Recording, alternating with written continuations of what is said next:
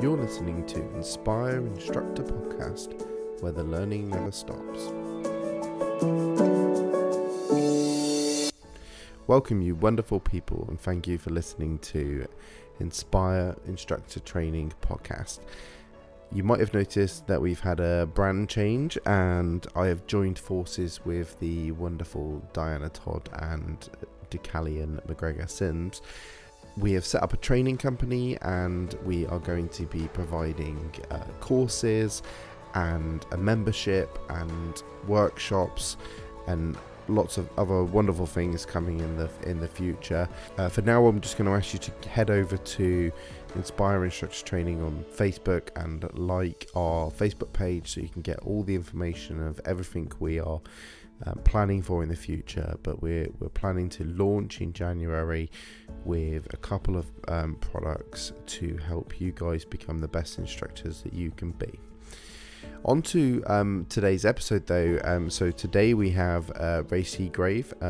Ray is amazing. He's got a wealth of knowledge, and we discuss all things coaching and how Ray got into the industry, and how he's used his background to help him within the industry. We discuss risk management, and also we move on to our conversation about the national standards, which was also actually about risk as well.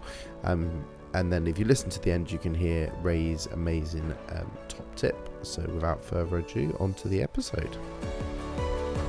Welcome, Ray Seagrave, to the podcast. Ray is someone who I have watched a few times at expos and webinars and things like this, and always been very impressed with the content that you put out. So super happy to have you on the podcast. Welcome, Ray. It's nice being here. Thank you, Phil. Yeah, it's fantastic. Looking forward to it. Brilliant.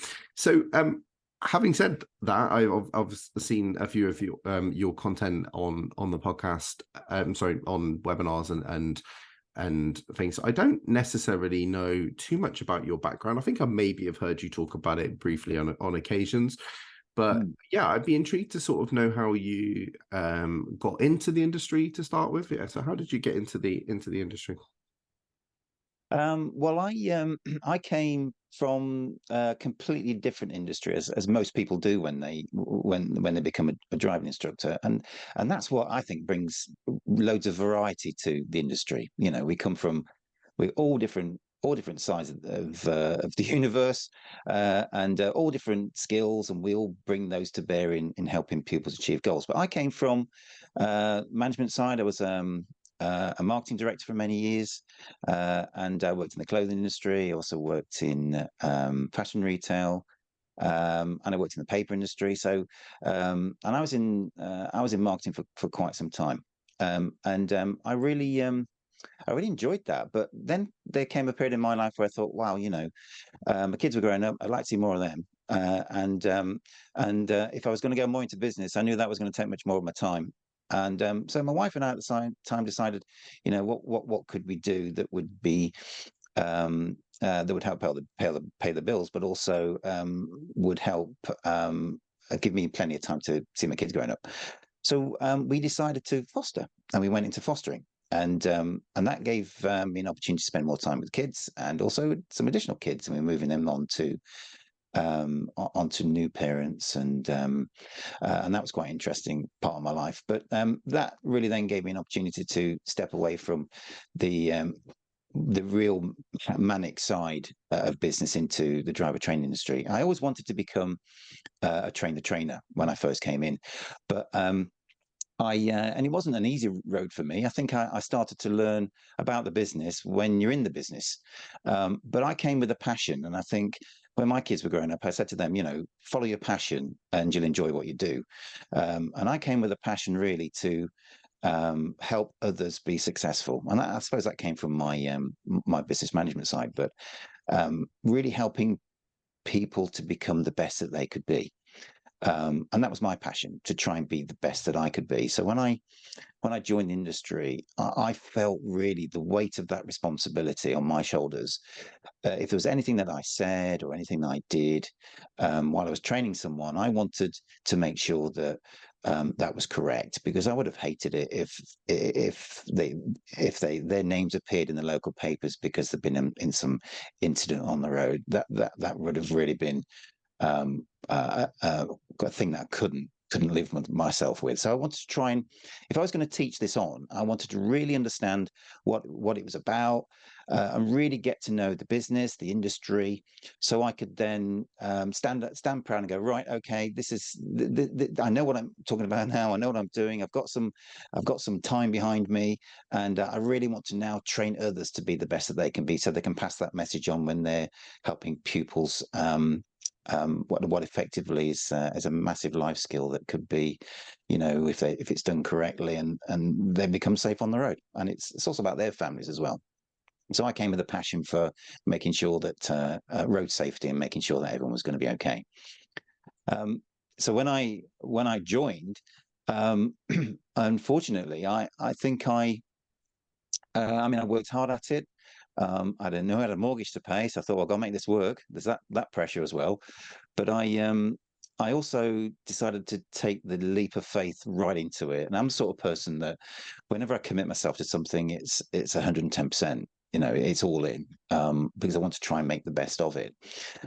So I started the industry, and I quite quickly learned at the time. I don't know if you were around then, Phil, but this is the old Part 3 qualification system, which was different to what we have now, which is the standards check qualification system. But the old Part 3 was a series of preset tests, and the examiner role played.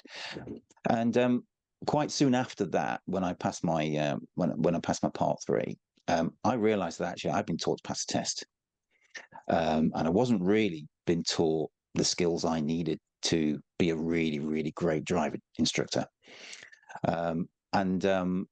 And that's a theme that I carried with me, that I wanted to make sure that I wasn't teaching pupils to pass a driving test either.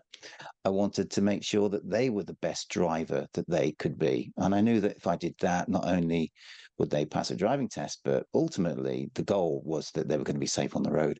And I knew that they were more likely to be that if I could help them understand how what they did and their attitude towards driving and their beliefs and their behaviors would then ultimately result in them doing well or having problems.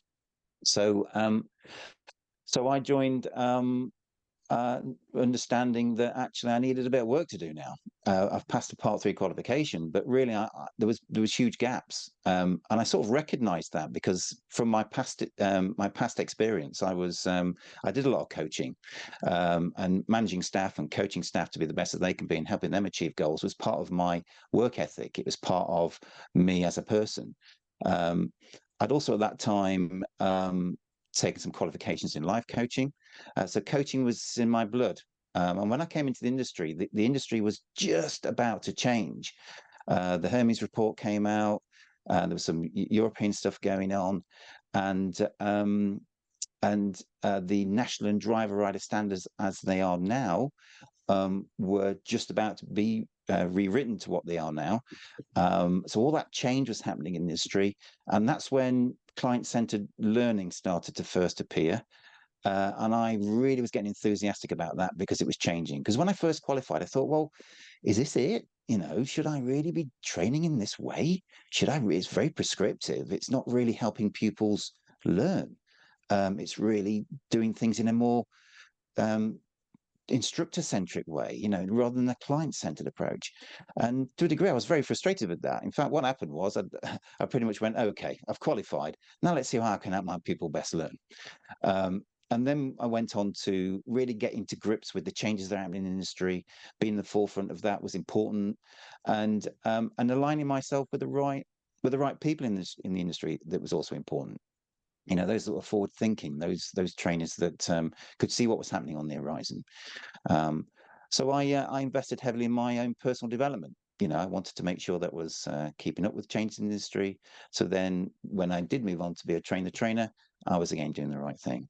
So I approached it with a lot of passion, and 100% to do the right thing at the right time and be in the right place at the right time. So I could then stand high and go, okay, so now when I'm training this on, I can make sure that the people that I'm training, they are they're approaching it in a similar sort of way. That they've got a passion for passing on that safety conscious and safety aspect to road safety. I love all of that. I love how you came into the industry with this sort of kind of passion. I think for me, I was quite young when I started, so I think I just came in to be a driving instructor and gradually grew the same sort of passions and took a bit longer to get to to get to that sort of kind of want and need to do that. But I love how you just kind of came in going, I'm gonna change the world and make people safer on the roads. Just want to go back to a couple of things you said, because you said early on about how everyone kind of comes in with these different sets of knowledge and information into this industry. And I think particularly this industry, maybe more so than many others, we just get this like elected sort of like people from everywhere all over with loads of different sort of backgrounds. And you mentioned about marketing, and so I'm intrigued to see it, like, has that helped you with not so much maybe a little bit of the training side, but also just like for putting yourself out there? Because I think that's something we don't get trained on as instructors. You can go and search for that, but I don't think it's necessarily there in a lot of the courses. And I'm also intrigued. I'll just let you talk about that first, actually, before I move on. Well, it's happened in a number of ways, actually. I mean, I'm quite heavily into psychology. And when you think about the psychology behind marketing and sales, there's quite a lot of psychology there in terms of, why might a person do one thing instead of doing another? And so out of that came a real depth of knowledge and understanding of the psychology behind things. And you know as well as I, there's a lot of psychology in driving. There's a lot of psychology in helping someone and understanding them and their approach. So so that's a big part of it. But also, having a professional attitude and a professional approach to things. Right from the early stages when I became a driving instructor, I thought, well, if I'm going to stand out from everyone else, I've got to make sure that I'm training to the best of my ability, that what I am training is correct, but also that I'm acting in a professional way. I've signed up to a code of conduct, and that's all marketing, isn't it? It's all about how you present yourself, and those trainers that do that best, they do stand out, and you do see them, and the way they act, the way they present themselves, the structure of their lessons, and pupils come to. And that can be part of your overall package, can't it? In terms of what pupils are effectively, look at sales and marketing, what pupils are buying from you. Well, what pupils are buying from you really is for them is an end result. But what they come to realize is that they're getting from you something they hadn't realized, which is a fantastic life skill that's going to keep them safe. That they tend to come to you wanting to pass a driving test, but actually they leave with a different approach, with a different attitude and a different understanding that isn't about a driving test at the end of the day. So the marketing aspect really is about how we as instructors present ourselves in a professional manner, in a professional way, but also the psychology around why people do things is a big part of marketing, and understanding, behaviors and aspects of behaviors and intentions and our thoughts and our beliefs and our belief systems. They're all part of really, when we delve into it, why a driver might do one thing as opposed to another. So the psychology behind it is a massive thing for me. Yeah, I think as soon as you said that, I thought actually part of what we do is we sell road safety to teenagers, and so there is an element of that the psychology of changing their behaviors and beliefs and their it's not too dissimilar to selling a product. You're selling them on the idea of being safe drivers. You said about acting professional, and actually this is something I noticed straight away with you, actually. So I think just from to your credit, it's when I first saw you at an expo, you stood out for that as like, obviously there were some great talkers and trainers there, but you came across as professional. So I think it does. You're right. It stands out, and if you want to put yourself out there as that person, then it does stand out and it does work, because I think that instantly, before I knew who you were, I Mm. was like, oh, this person's like, even I think even before you spoke, I was like, this person knows what they're talking about because of the way you've presented yourself.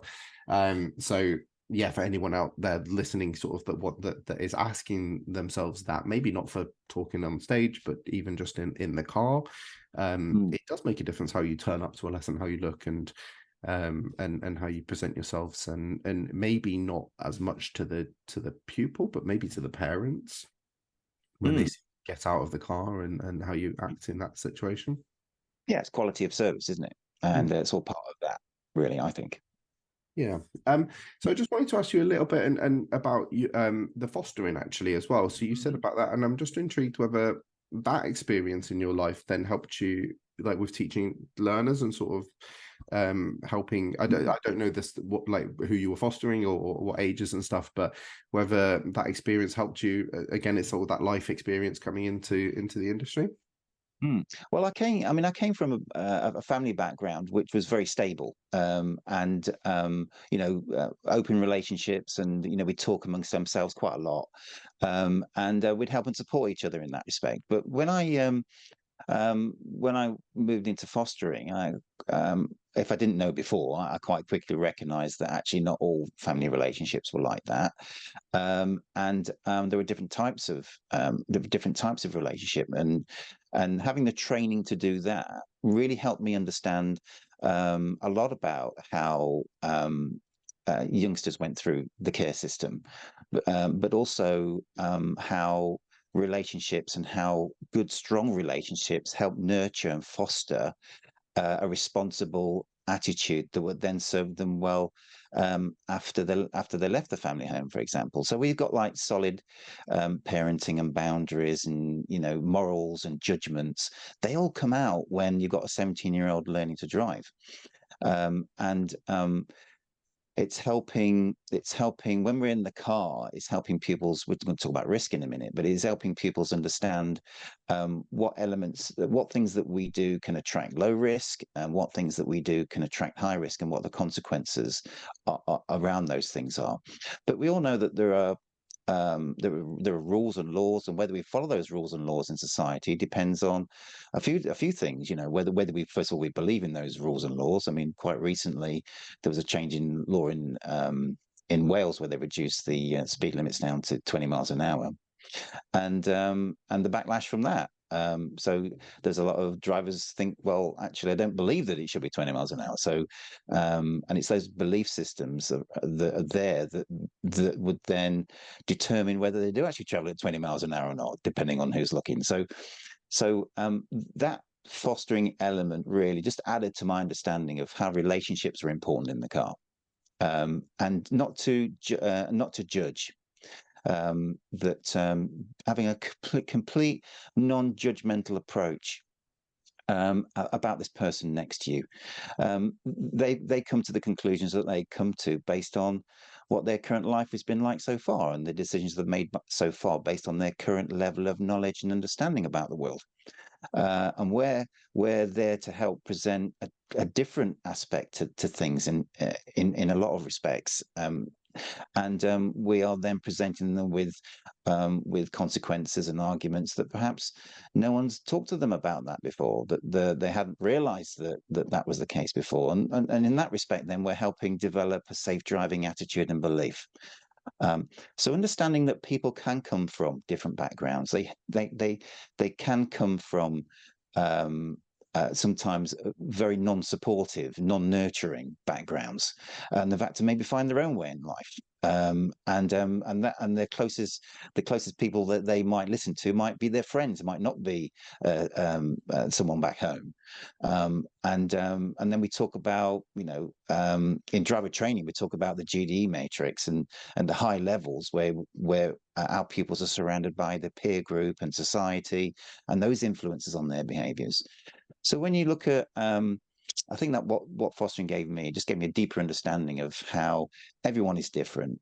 And as a trainer, if we approach that in almost like a thought neutral or a non-judgmental way, and I know sometimes we talk about learning styles. And we're tapping into lots of different things here, but we talk about learning styles and auditory and visual and kinesthetic. And actually, I like to completely turn that on its head and go, do you know what? It's about that person next to you. What is it that's unique about them? What is it that's unique about their background, their upbringing, their thoughts, their beliefs, their attitudes, how they learn, how best they learn, what their learning experience has been like so far? Has that been good? Has it been bad? What's been good about it? What's been bad? It's about them as that person, and I'm finding out about them. Then does, and we're not talking about this particular competence today, but then really helps us as a trainer to adapt what we do to help our people best learn. And a big part of that is the relationship we have in the car. So we can develop that open relationship, the understanding there. We get to know about our pupil and we find out what works for them. So we can then tailor what we do to help that person best learn. And a lot of that is about relationships. A lot of that is about this two-way flow of communication that comes from rapport and trust. And you can only get trust when and I've got a flow of two-way communication that really helps you understand that pupil, and they'll answer your questions, and they'll be more prepared to answer those questions when they trust you. And I think knowing about relationships and how to have really good open communication is a big part of a skill, one of the 5 coaching skills, but certainly a big part of the skills that I'm helping PDIs and ADIs develop to help them with their business.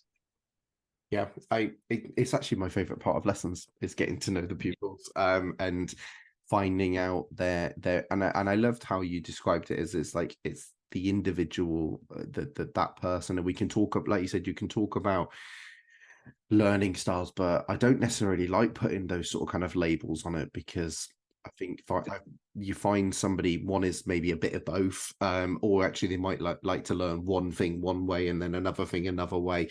I find the same, and actually I spoke to Chris Benstead in the last episode a little bit about this. I find the same with special educational needs, that you can put a label on it. So this person is autistic, or this person has ADHD, and again, it's not, it's this person is an individual, and they will their autism or ADHD will manifest in whatever way because of their experiences, and so again it's about going what works for them, and finding that out. And so yeah, it's the favorite part of my lessons, because it's the bit that's always different. Because like the roads and stuff, you know those inside out, but this is the bit you get to learn.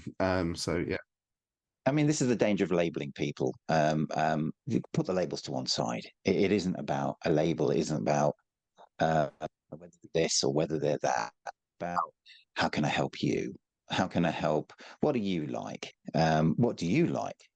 What is it about what I'm doing at the moment that's helping you? What's not helping you? How can I change up what I do?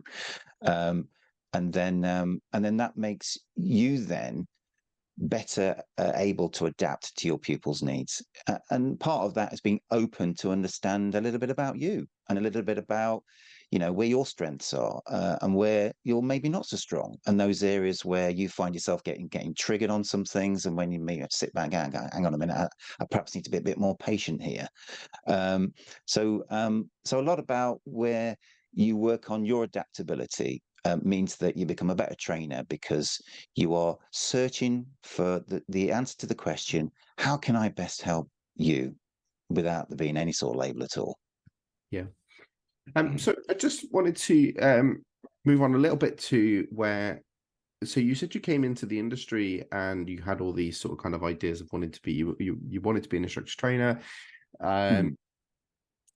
So how did you go about that? Did you start off a solo? Were you part of a franchise, or? Well, when I first joined the industry, I was part of a franchise. I thought the way I best learn is very practical. So I wanted to, I got this theory. I wanted to put the theory into practice. So I went on a PDI license, and that really helped me, because it gave me an opportunity to practice those skills. But then I set out on this thirst and quest for knowledge, like a big journey. because I went into fleet. I wanted, and that's where I was better able to put at that time, some of the coaching skills more into lessons, into sessions with when I was doing fleet training.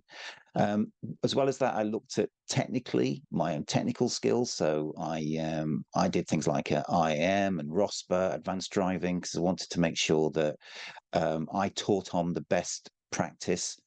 So I wanted to. It was a thirst for knowledge. I wanted to try and be the best I could be as a driver, the best I could be as a trainer, because I knew that I needed to get fully competent in what I was doing, so that I could then launch myself into instructor training.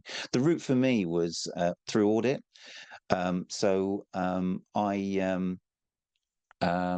went. I thought, well, what's the best way of doing this? Obviously, I went through some CPD myself, some continuous personal development, which I always did. I mean, I remember, the first year of my training thinking, okay, I need to put some time aside for me. I need to put some time aside for my development. And where can I best go for that? So, how could I really develop my skills so I could, but also commit to that? Because I think it's, with all good intention, you can say, yeah, I'll do something this year, but unless you commit to that, sometimes it never gets done. And it's one of the things I would say to those listening now, that put some time aside in your diary for you, invest in yourself, because that's one of the best things you can do as a trainer. But I wanted to make sure that I practiced this enough to give me the confidence to then move on.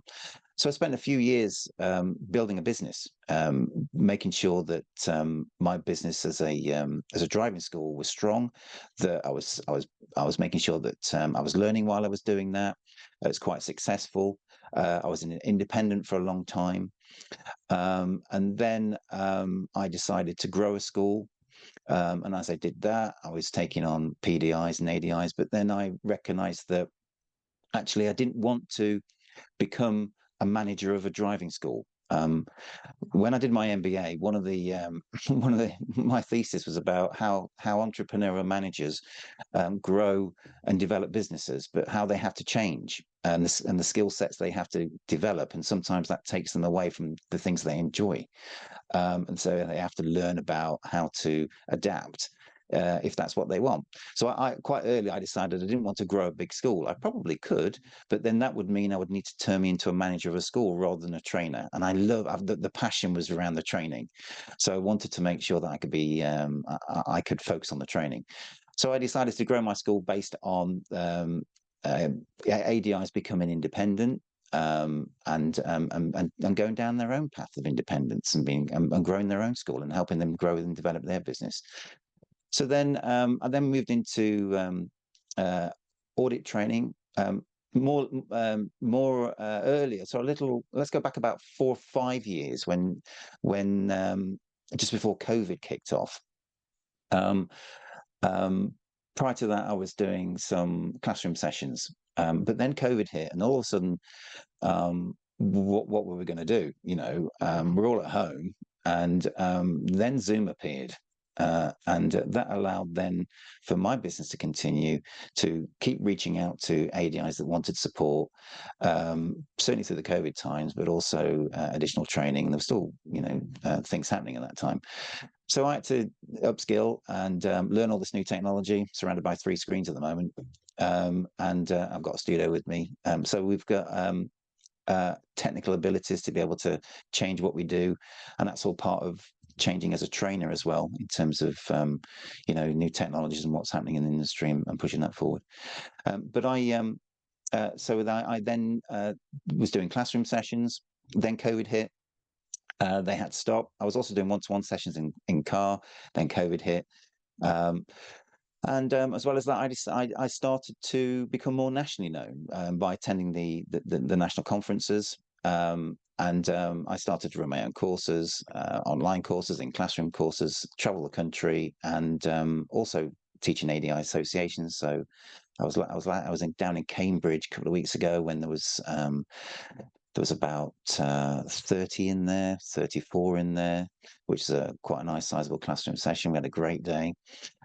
So I've been doing those things for a number of years now, but on the back of also becoming an audit trainer. Because I mean, I know there's some trainers out there that aren't audit trainers and they are particularly good trainers, but I think that when you align yourself with the 17 competences of the national standards, they go right through from audit right through to ADI, right through to Part 3, right through the whole system. So so I decided to become an audit trainer, and that's where I've been. So and enjoying every single day of it. Brilliant. Yes. So you've mentioned obviously the national standards there and the Part 3 and how it all sort of runs all the way through. So let's use that, and we'll move on to having our conversation about our competency for this week. So this week's competency was or is: did the trainer ensure the pupil fully understood how the responsibility for risk would be shared? Yeah. So Ray, over to you. Teach me about this. Well, I think where some trainers make a mistake is that they think they just do it at just a singular place. You know, the beginning of a lesson. You know, or you're responsible for making sure the car is driven safely, and I'm going to jump in if I need to. And there's that responsibility statement that some trainers get hung up on a little bit. But it's actually the thread that goes right through the lesson. In terms of, and touches on the structure of the lesson.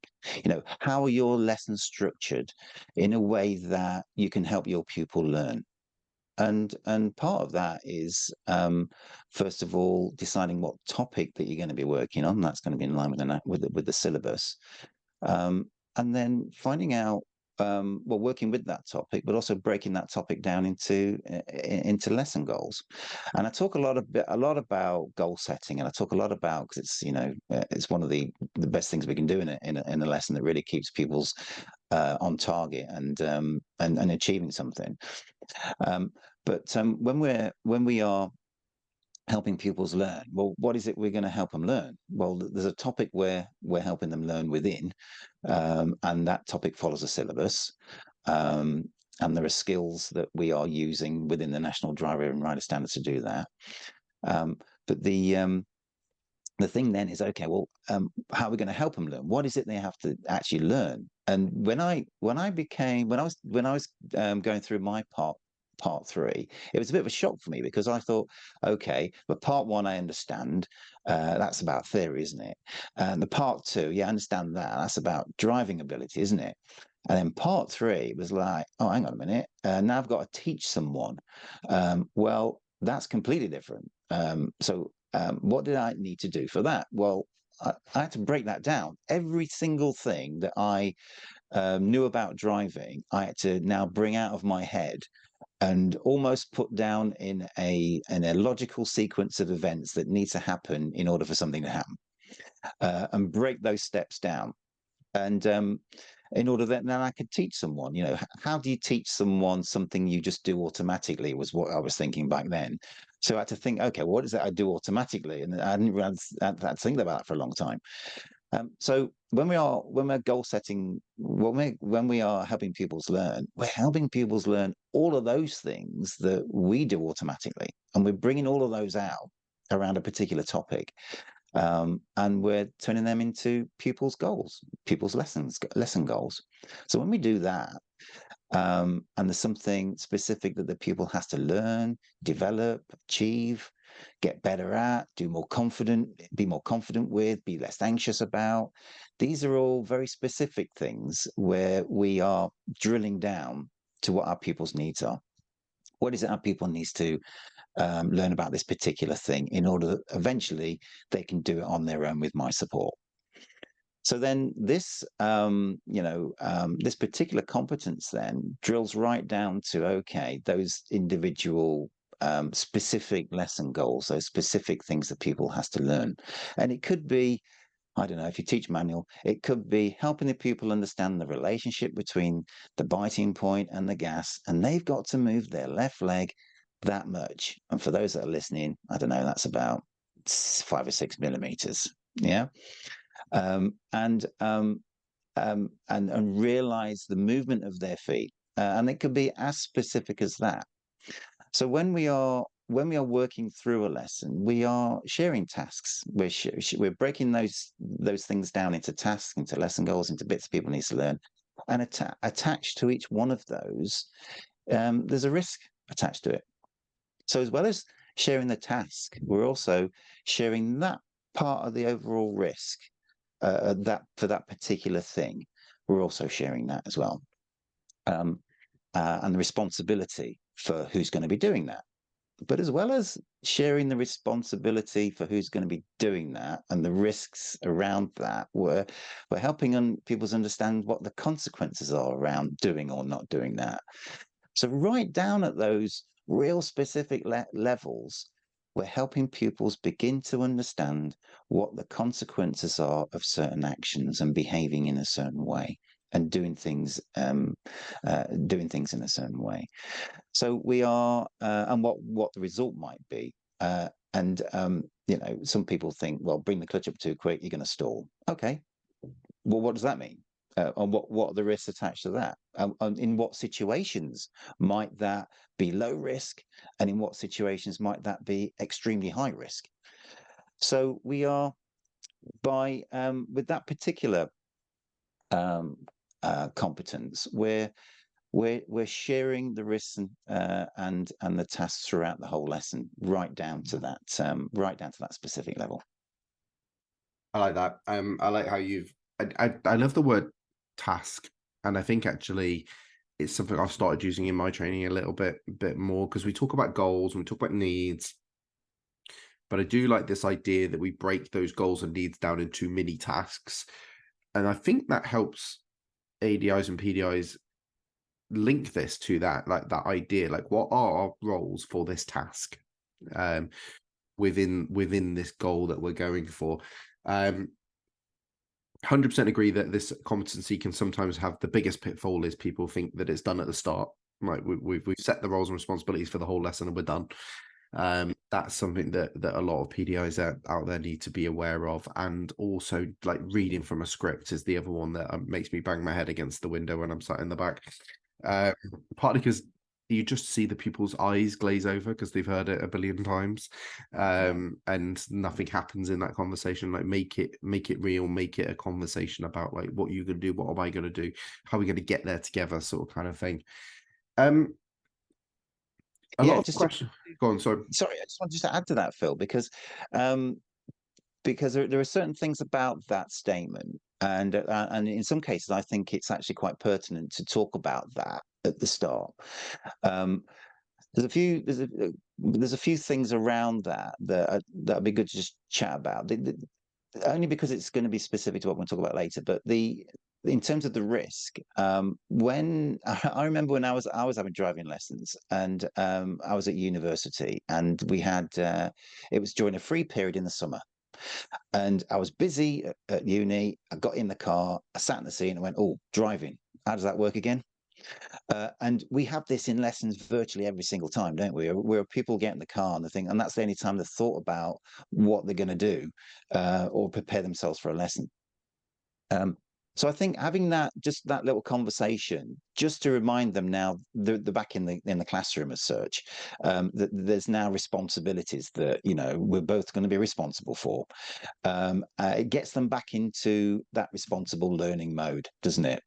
Yes, you can certainly have that in a conversational way, that it doesn't sound repetitive, that it doesn't sound forced, it doesn't sound scripted.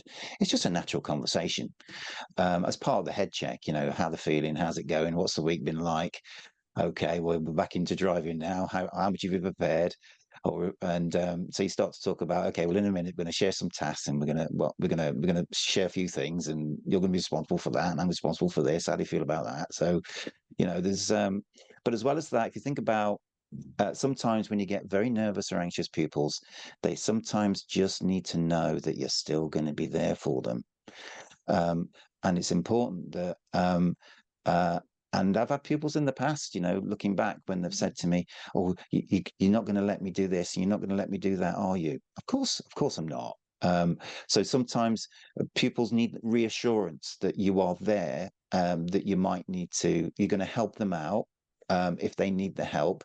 And if you do, then obviously you're going to talk about that opportunity, which means it's going to be better next time.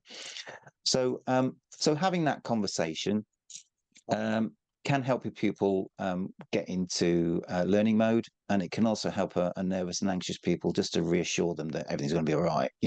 It's going to be fine. But because some examiners do.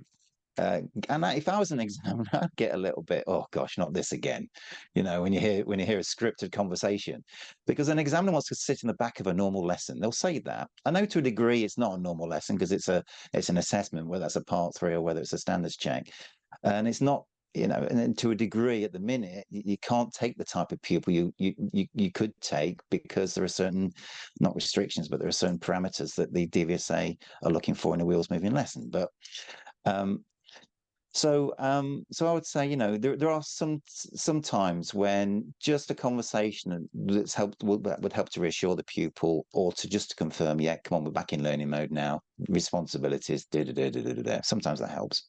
Yeah, I think it always helps. Actually, I think it's great to have, like you said, it sort of sets the scene. It gets them in that mindset. I think it definitely have that. It's one of those things where it's not just that. It's that, and then carry on having that conversation. I actually remember a pupil once that, because I do that obviously regularly, and I remember pulling up at the side of the road, and we discussed that we were going to go off and do something on roundabouts, and the level that we'd set was that she was going to be independent, give it a go, and I had forgotten to say, but if anything happens, I'll jump in and save us. Or I've got your back is what I tend to sort of kind of like to describe it as. So I'm here to help if need be. I forgot. And I think most pupils would just, because I'd said it in the past, assume. But this pupil obviously had felt that they needed me a little bit. And certainly was very conscious of the fact that I did used to say that. And because I didn't say it, I just forgot. She turned and said that. She was like, but you're still going to jump in, yeah? And I was like, yeah, no, we'll still sort of protect you if something goes wrong. But actually, I want you to start thinking of it as like, I'm not here, so that you have that, you're taking that responsibility. And so it is interesting that pupils do need it. They do like that reassurance. And then, having said that, though, and I think I remember chatting a few weeks ago about parents and how what sometimes parents can do better than we can do. And I think this is one of those things where, almost just because of the nature of the relationship, pupils, or just the nature of the fact we have a pedal in front of us, that the pupils have that little bit of reliance on us. And when they're in the car with the parents, they take more responsibility naturally. And so I do think that's something that we can do in the car with our learners, is try to encourage them to take that same level of responsibility when they're driving with us, once they're at the right level to do that. Yeah. And this is what we're doing throughout the lesson, because part of that competence is, did the trainer ensure that people fully understood how the responsibility for risk would be shared? But that happens throughout the learning. So when you're dealing with goals, then as the pupil learns, well, then your input into the lesson, so your support, will change, won't it? So you might start off by giving them lots of support, and by talking them through and helping them learn in that way. But then as your pupil starts to take on board some of those things, some of those tasks, some of those responsibilities for those tasks, you're then sharing them, giving them more to do. It's making sure that throughout that structure is there, that they now understand that, okay, so this time you're going to do that, you're going to be responsible for that, and I'm going to be responsible for this, and that's how you're going to move on a little bit. And then gradually you're taking them through to independence. But there's also beyond independence, which is in training speak, we call it unconscious competence, which is muscle memory, isn't it? So we're helping pupils understand that there's a level of responsibility they're now taking on, and the risks attached to that. And we are doing that throughout the whole learning process. So we're helping them understand, okay, so I'm going to back off a little bit. You said you want to give that a go on your own. Fantastic. So you're going to do that bit. I'm going to do that. Or it may be, okay, so you're going to do that on your own now. That's brilliant. Crack on. I'll just watch you. Jump in if I need to. So that sharing of tasks and risks and responsibilities happens throughout the whole learning process, throughout the whole lesson. Yeah. And I think just that bit you sort of mentioned there about go and have a go on your own, like crack on, show me what you got, sort of kind of for a pupil. And I think it's really important that we do that, because there's something that I see a lot when sat in the back of lessons, that instructors almost just try to fade into the background, like slowly and subtly, and so the pupil is getting better at the roundabouts, and the instructors may be there in their head going, they're getting this is good, I'm going to shut up at the next one.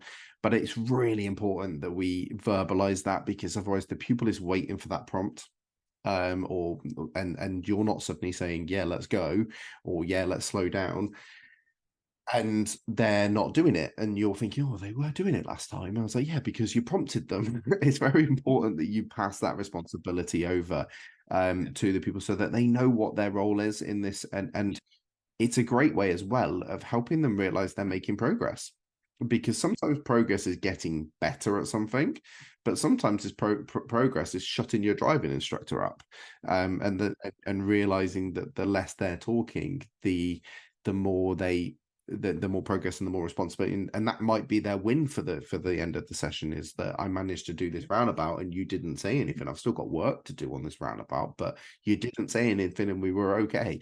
That might be their win. And that's where you are, the structure taking place, because your pupils rely on that structure, and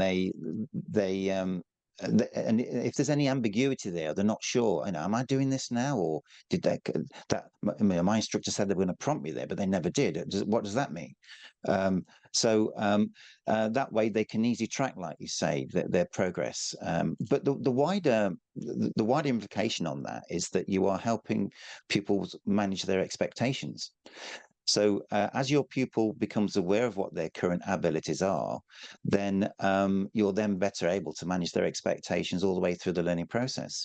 So they're less likely then to come to you and say, oh, can I book my driving test, when they are nowhere near ready, because they wouldn't be doing that if they had an understanding of where they were now, what was left to achieve, and how long it might take them to do that.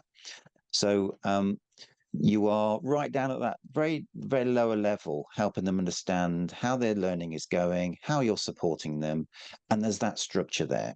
So there's they know at any one time and that structure is based on them helping them achieve goals. Because, and going back, and we're not talking so much about lesson planning today, but your lessons are going to be structured around helping your pupil achieve goals, which means that your route's going to help them do that. You're going to change up the route when you need to. And that's all about sharing tasks and responsibilities. When your pupil's now got it, you're there thinking, okay, well, how can I help them learn now? And what tends to happen is you have a conversation where you go, right, okay, I can see you've got that now. Can I make a suggestion? Let's take it around the corner, where those corners are just a little bit more complex, and there's something else for you to learn. So you're moving it on a little bit. Again, you are helping your pupil recognize that learning's taking place. They're now moving on. They're doing it at independence, and now they're ready for something more challenging. So this is where the competences touch on each other. They're not just independent of each other. They actually, like a spider's web, interconnect with each other, which is why one thing can affect another thing. So when you go for an assessment, we're not talking about assessment much, but when you go for an assessment, if you fall down in one area, you're more than likely going to be falling down in a few others as well. So right down at that, sharing risk, tasks, and responsibilities, that happens throughout the whole process as you're helping your pupil learn. Then you back off a little bit, you give them a go. They do it on their own. You then give them enough practice so they're doing it competently, to a point where you're then going to move them on a little bit, make it a bit more complex. You might then have to give them a bit more support, but there's progress happening all the time.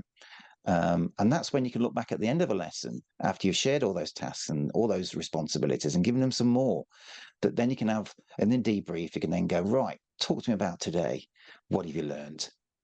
And that will all come out because there's been clear understanding, there's been a clear separation between what you've done for them, what they've done themselves, and how they've grown, how they've developed, what they've learned to do themselves all the way through the lesson. Yeah, I agree. And actually, it's one of the ways I can tell we've had a good lesson is when a pupil can answer that question really easily because they've seen that. Just want to ask a question because it's one thing that I get asked quite a lot on this topic is the question, what help would you like from me, or what support would you like from me when we've set that task? And then a pupil says, I want to have a go on my own, but actually it's the first time we're doing it. And in fact, I was sat in the back of a lesson not too long ago where this happened, and we were going off to do dual carriageways for the first time, and the instructor said, how much help would you like from me on the dual carriageway? And the pupil said, I would like to have a go on my own. And we've never ever done a slip road, never joined a slip road, and I'm sat in the back thinking, please don't. And so what do you sort of kind of suggest around that, having that conversation? First of all, isn't it great? Isn't it great that a pupil wants to challenge themselves like that?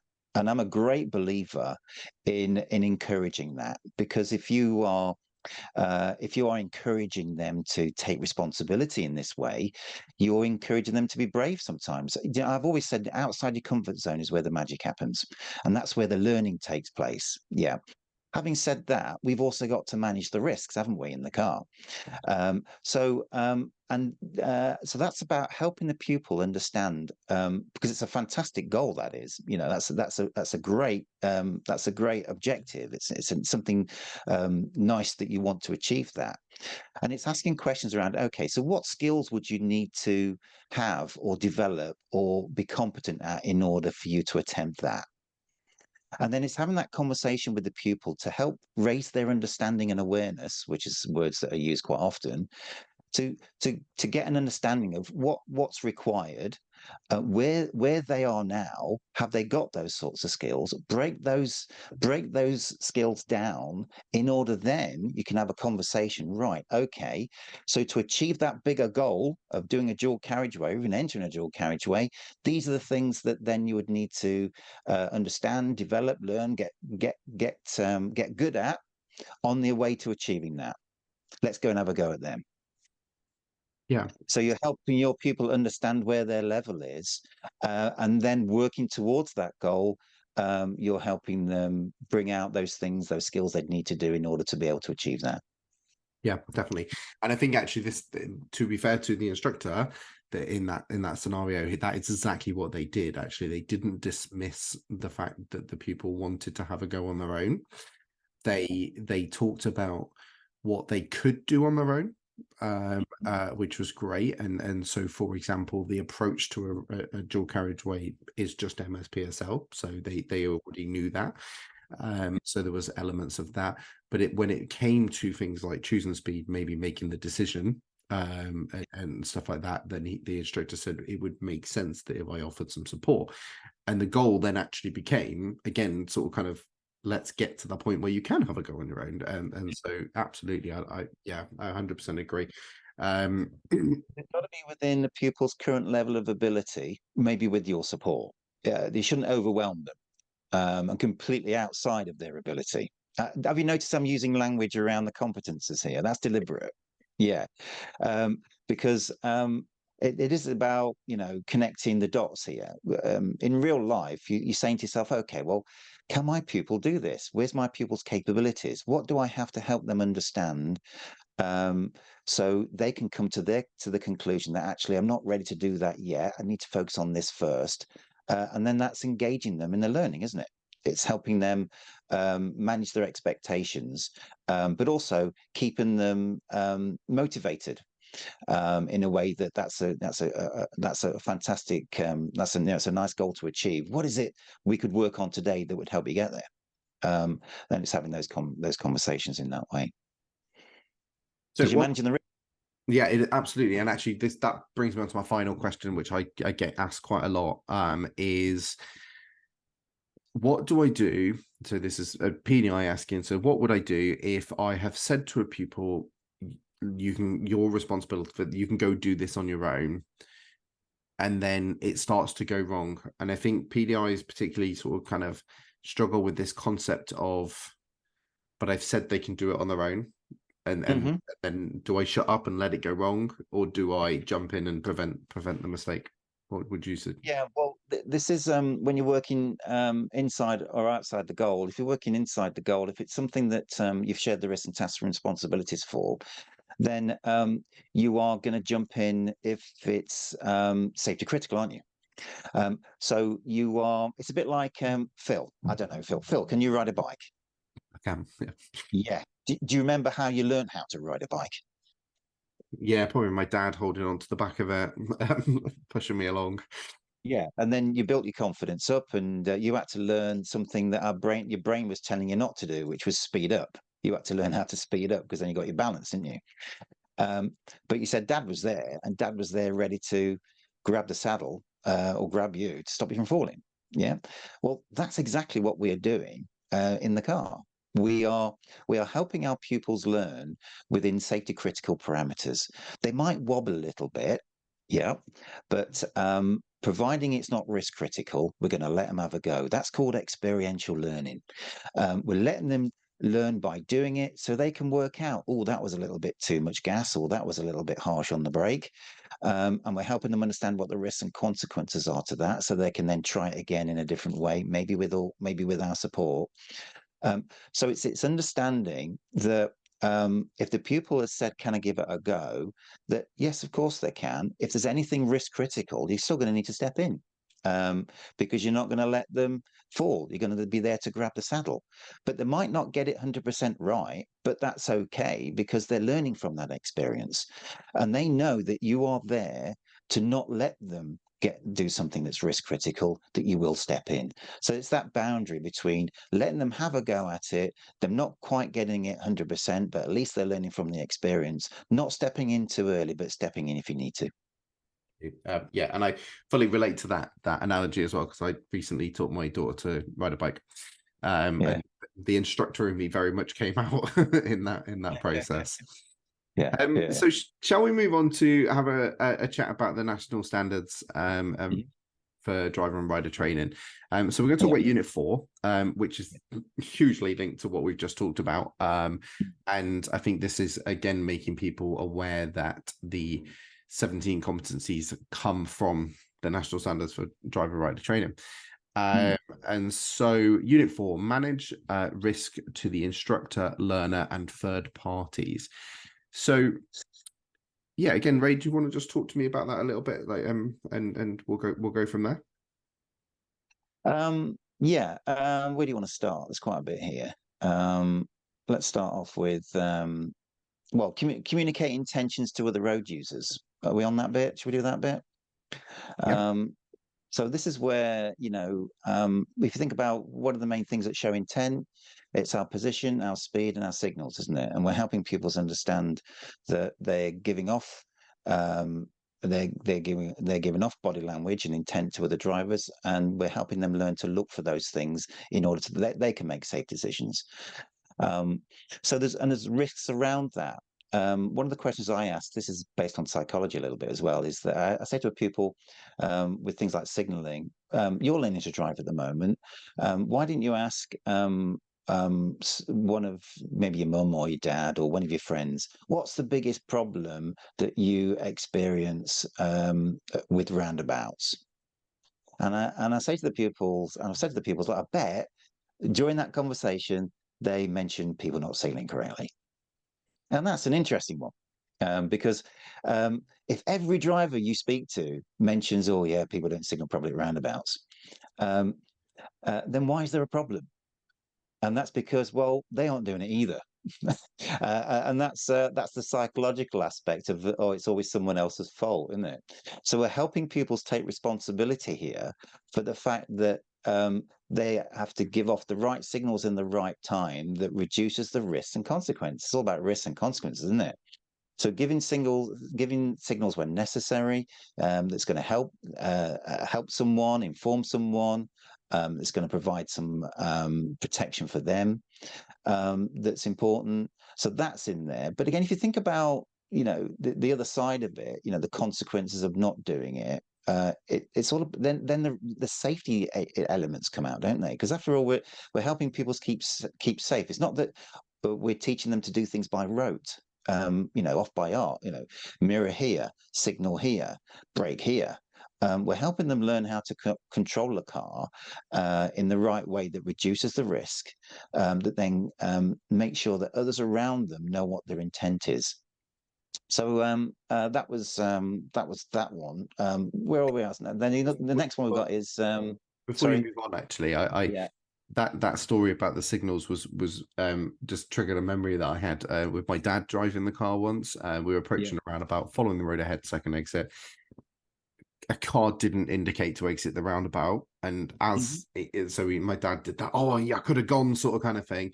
Drove into yeah, the roundabout and then didn't indicate to exit the roundabout. And I yeah, was like, yeah, "But you didn't indicate." And he goes, "Well, it was obvious where I was going." And I was like, yeah, "Well, to you, maybe, but not to yeah, those cars." And it yeah, just shows how, like, in the same roundabout, he had that exact mm, conversation. It just shows how yeah, blind people are to that, the benefit of that signal to other road yeah. users.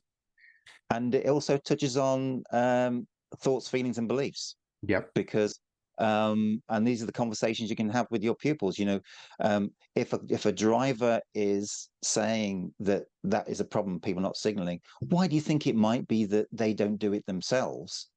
And then you get into, well, they might have forgot. Well, yeah, they might have forgot. They might not believe that it's necessary because they haven't had a problem yet, the way that they're acting at the moment.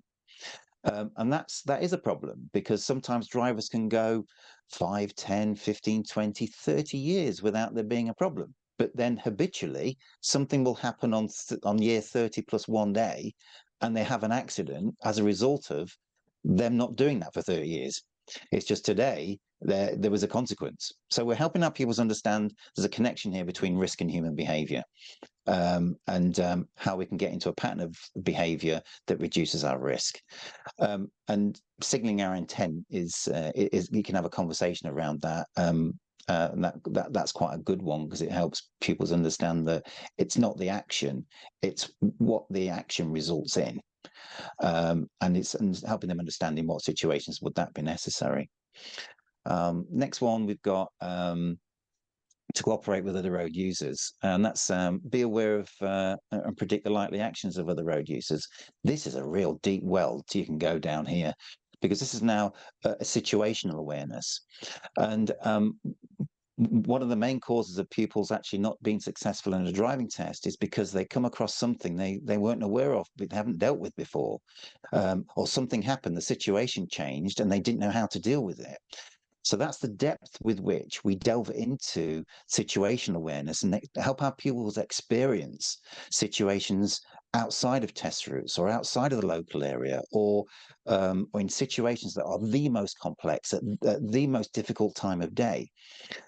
Because then we're helping our pupils develop this understanding of how, and to be able to predict the actions of other drivers based on their body language, know what the rules are, know what they should be doing, and therefore be looking out for what others should be doing in certain situations, read those situations in order to become safer. And this also connects quite nicely to pupils that are nervous and anxious, because one of the problems that can happen there is a lack of confidence, and come from a lack of not being in control. And when you've got a nervous and anxious pupil that doesn't feel in control, they lack the ability or the understanding to be able to look at those things, to be able to predict those situations, to be right about those situations, and then to act on them. So knowing that what they've predicted, that sixth sense, if you like, that driver's sixth sense, has come to fruition, that they've done that they predicted that car was going to do that, then their confidence has gone up. So helping pupils understand what the and be aware and predict the likely action of other road users is a fundamental part of keeping safe on the road. And that's about giving them time, giving the other drivers and road users enough time when it goes wrong. So if you're aware of your surroundings, you see something's happening here, hang on a minute, I better slow down here, otherwise it's going to make the situation a lot worse. So it's being able to adapt to the right situation in the right way. In the standards, it also talks about emergency vehicles and how to respond to those as well, but also making progress in a steady traffic stream, overtaking consideration for the road users. Interestingly, overtaking is one that sometimes on a country road, it's very difficult to be able to teach. But how many times have we been on a country road when we've had to overtake a slow moving vehicle or a tractor? So using opportunities like that when they appear are golden. I would say jump on those. Try and help your pupil in every situation possible. And it talks about making progress in overtaking traffic. And overtaking is one of the most hazardous and risky things we can do. So let's help our pupils learn how to do it confidently in all situations. Think about 5:30 at night when we're traveling towards a lane roundabout that we've not done before, and all of a sudden it's all gone a little bit wrong and we're in an incorrect lane. Well, what's the safest thing to do here? Well, I'm in an overtaking lane. Well, what do I need to do and how do I need to do it? So this is all this situation analysis that we're helping our pupils understand what the risks and the consequences are to doing certain things in a certain way at a certain time, and whether that's going to be low risk or high risk. So I think interesting just during your answer there, I realized that we were talking about different national standards, but that's absolutely fine because actually they both massively overlap with risk anyway, and it links with what we were talking about on our competency. So it shows that it's sort of this always runs through the entire sort of kind of spectrum of what the DVSA put out there, and how limiting it can be if we just teach to the driving test, because all of this information is out there for us to be pushing our pupils to way beyond there. And I know, and I spoke to Chris last week about this, Chris Benstead, and he sort of kind of says that the DVSA are about minimum standards, and I agree that to a certain extent because that's what they test. They test the minimum standards, but what they actually put out is content saying this is the maximum standards. This is what we should be aiming for our pupils. And I think there is an element of, again, and maybe actually you've kind of sparked an idea in my head that I need to go through the national. So what you were talking about is national standards for driving cars and light vans, and section 4 of that is all about risk and dealing with other road users. National standards for I've forgotten what it's called now. Instructors, national standards for driver and rider training, and I think instructors need to be aware of both. And I'm sure you are, obviously, Ray, as well. And they both go through, and Unit 4 happens to talk about risk in that situation, but managing risk within a driving lesson rather than managing risk as a driver. One thing on Unit 4 is it talks about making sure your pupil is fit for driving. So it talks about sort of alcohol and drugs. And I just wonder how you would advise ADIs and PDIs to go about that on a lesson. How do you sort of kind of, if you have a pupil, maybe not even necessarily, no, actually, let's go through that. So if a pupil turns up and you're maybe suspicious that there is that they have been using drugs the night before or alcohol the night before, how would you advise that conversation? Because I think that can be quite an awkward situation to be in as a driving instructor.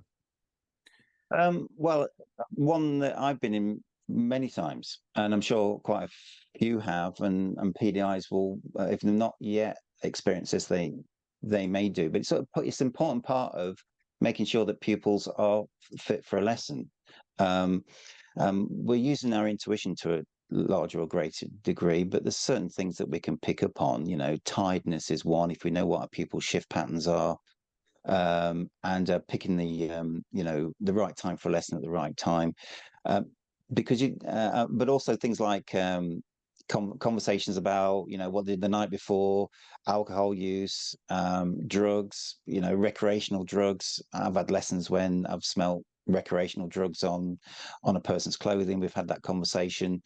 It is about understanding that the risks and consequences attached to that, but again, that all these things, there's laws attached to them. It's helping our people understand what they are, and being fit and ready to drive, whether that's being tired or whether that's been under the influence, and what the consequences of those things are. So I think when you've got trust and rapport with your pupil, you can say, look, can I just have a conversation? Can I just have a chat a minute? I've just noticed that there's a smell here. And then you're more able to broach that when you've got good rapport with your pupil. But there's also things you can do in terms of checking pupil dilation and things like that, just to see if they're.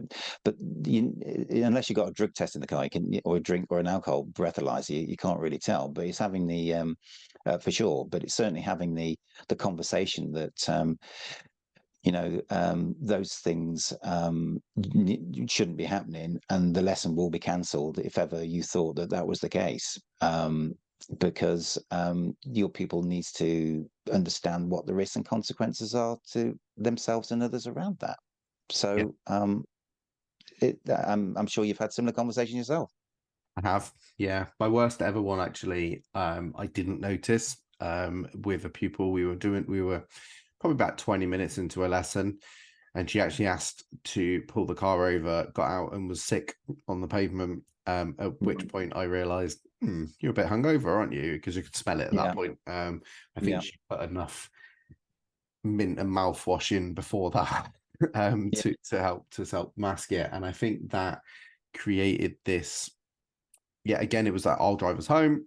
Let's have a conversation. And I don't know, but maybe that was a good thing to happen for her, because maybe that is now we've able to have that conversation in that moment and make it that we drove home, and hopefully she's now gone out into the world of driving and will think twice about drinking heavily the night before driving. So it did allow me to have that conversation. Something I do now actually is all of my instructors use the Honest Truth app. Yeah. And actually this week I had an instructor ask me, saying last week a person turned up smelling of cannabis, and he had said that it was just my friends smoke, I'm in the flat, and that sort of kind of thing, which is fine. And she said, well, how do I deal with this? And I was like, there's literally a video on the Honest Truth app about drugs. Show them the video and then have a conversation, because like you say, unless you've got a drug test, you can't say whether they were or weren't taking drugs, but you can have a conversation around the safety of it. And you can, because if they're in and around drugs, then maybe it is going to be an issue post-test. So let's try and educate them and try and plant that seed that will maybe grow into a safe decision in the future. And the standard also talks about making sure you're fit to teach as well. Yeah, so it's not about the pupil, making sure you're fit to teach, and you've taken reasonable steps. But I don't know whether it's education but when I became a driving instructor, I think I didn't drink and drive anyway, but I'd probably have a shandy or something, but that would be it. But then when I became a driving instructor, I had pretty much a zero tolerance to alcohol. So still now, when I'm training the next day, I won't be having a drink the night before. But that's personal choice. Because you recognize again about risks, you're trying to keep the risks as low as possible, because there's a job to do in the car. And it's about taking on responsibility. And that's what we're helping our pupils do. And if we're taking on, and we're showing them that we're taking on responsibility to make sure that we're fit to teach and they're fit to drive for the right reasons because of all these consequences, then that's the responsible thing to do, isn't it? Yeah, absolutely. And I think I was the same. I think like since becoming a driving instructor, and I think I'm quite fortunate that I became a driving instructor at 21. So I was able to learn these lessons early on in life. And you have a different perspective on it. And yeah, it's not, well, it's obviously it's not worth the risk on the road, but it's also not worth your job. Right. It's so it's just this livelihood and everything in that situation. The next one on there is 3. Make sure the learner fully understood how you will share with them the responsibility for their safety, your safety, and the safety of other road users. So that's what we've talked about. That's that consequence. That being responsible for their safety means carrying out doing things in a certain way, and if they do them in a certain way, they either increase the risk or decrease the risk. They've got responsibility while they're driving and doing their bit for your safety and everyone else outside of the car. So that's that bit pretty much we've covered in there. And then you've got give clear and timely instructions, such as when to start, when to turn. I think that's there's two things that can happen there. First of all, if your instructions are late, well, then that's putting additional pressure on the pupil that's already trying to think about what they've got to do. And then you're cramming in that time pressure, and you're giving them a lot more to think about, as well as think about what they've got to do. So giving timely instructions, directions is important, but also instructions, something that you've agreed to do, something that you said, okay, I'll prompt you now. Again, if they're late or if they're too early, people might forget what you said, or too late, they've got too much to do in a short space of time. And of course, that can increase the risk in both directions. Yeah. I think also to note on that part of the national standards is it directly links to the next competency on the part 3 in standards check is were directions and instructions given to pupil clear and in good time. So I think this is again just trying to emphasize to people listening how those competencies come from this document. Basically, they are directly linked. I think even the next one, actually not so much the next one, but later on it talks about watching your pupil. It talks about using client-centered learning to make sure that they are better equipped to deal with such hazards in the future, which links to a later competency. So I'm not necessarily suggesting we go through each one step by step, because I think they are here it says continue to scan the environment, assess hazards while observing the learner and providing training inputs. Again, it's all linked across. And so I think this is why it's so important for people to go and read this document and make their own notes. And actually I was talking to someone earlier about this, how this document is a set of standards. It's not training. It's a set of standards, and I think your job is to look at those sentences and those little sections and say, am I doing that? And if not, where can I go and get training so that I am doing that? And ask themselves, am I providing all of this to my learners? And so that's why I think this document is so important, because I think it allows again for you to not be settling for minimum standards. Go have a look at the maximum standards and say, am I covering that? And if not, go to someone like Ray and say, Ray, I can't do this very well. Please help. Well, also, because you could scale yourself, couldn't you? Yes. So on each one of those, out of 10, you could say, yep, in my lessons now, I get this covered pretty much every single time without even thinking about it. And that's a 10. And the 0 would be, oops, what does that mean? I never do that. And I'll give you an idea of also your performance throughout a lesson in terms of, or all those covered continuously, consistently. Because consistency around risk management is one of the biggest risks, isn't it? If you are 100% consistent with what you say, what you do, and how you help your pupil, then that's going to be that's going to impact on safety in quite a big way. Yeah, no, absolutely. Ray, before I always forget to remind the guests of this, that I was going to ask you for a top tip for ADIs and PDIs, and what your final sort of kind of top tip will be. And actually, to be honest, I'm starting to enjoy that I don't remind you guys, because I think it comes up with like a off the cuff sort of kind of nice, better answer anyway. But before we do that, and we sort of kind of wrap up, do you want to tell everyone where they can find you and maybe what courses you've got going on at the moment? Yeah, I'm doing. I'm breaking the. I'm doing a series of masterclasses called Beyond the Standards Check, where I look at in a more deep and meaningful way, we talk about lesson planning and risk management and teaching and learning strategies. They're three that I've got going at the moment. But we look right deep into the national standards and also the competences, and we relate those to what everyday lessons should look like, and what it should sound like, what it should feel like.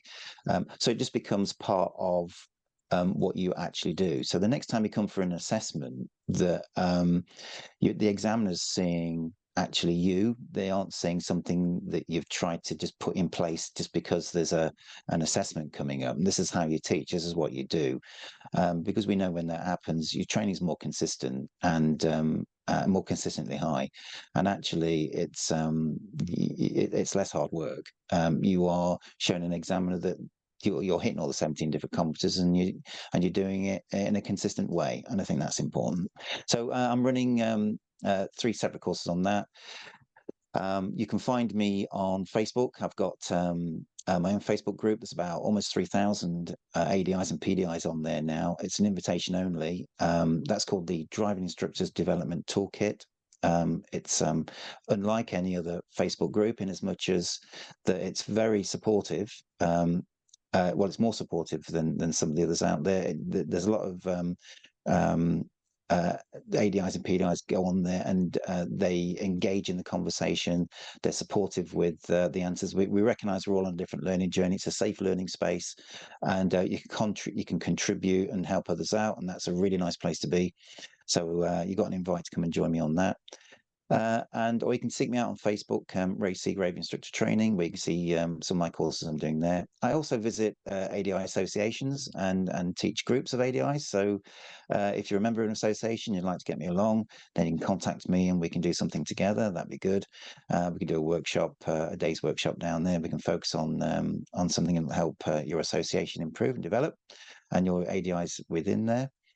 So yes, and also I also do one-to-one coaching and mentoring sessions, where as an ongoing preparation for your development and preparing for you to be the best that you can be, then we work together over a period of time. And ADIs particularly, and PDIs are finding that really useful in terms of really growing, developing their skills, being better at the job every single day, and applying new concepts, new ideas into their training, and of course preparing them for any assessment that they've got coming up. So that's the way of having direct contact with a trainer that's able to support them and help grow their skills and develop them. Brilliant. I love the sound of this. The courses being beyond the standards check and just how we should be doing it day in, day out, so that the standards check is easy at that point, if it's just what you do. Yeah, I really like that. And I can also vouch for your Facebook group, because I'm on there, and I fully agree. It's a very supportive group, and the conversations in that group, actually, I do find are different to other groups, not just because they're supportive, but I think people ask different types of questions, maybe because of the content you put out there, and there's it's maybe just that next level style stuff, I think. So I know there is different levels on there, but you get some interesting conversations on there, so I can 100% vouch for that as a group. So come and join us on there. Yeah, definitely. So Ray, yes, what would your top tip, if you had one tip you could give ADIs and PDIs, what would that be? I would say get to know your pupil, and be prepared to adapt what you do to their level of need, whatever that is. One of the biggest problems I see is when ADIs and PDIs don't do that. Train to your pupil's ability and capability, and change it up, and encourage that learning to take place. Keep the learning going. Keep pushing the learning on within your pupil's current ability. That will show value for money. And your pupil, if at the end of a session, at the end of a lesson, you can ask your pupil 3 things. 1, have you had fun? 2, have you learned something new? And 3, do you think you made progress? And if you get answers, 3 yeses to every single one of those, then you're doing well. Keep that going. Brilliant. I love that. So yeah, thank you very much, Ray, for giving up your time and some great insights. I said before we came on here that I'm really enjoying talking to all these top trainers and how you will describe these things differently. And I think again today, I think there's that your perspective on training is different to others out there, and really resonates with how I sort of kind of think about it. So yeah, thank you very much for taking your time to come and talk to us today. No problem. Great. Thanks a lot. Inspire Instructor Podcast, where the learning never stops.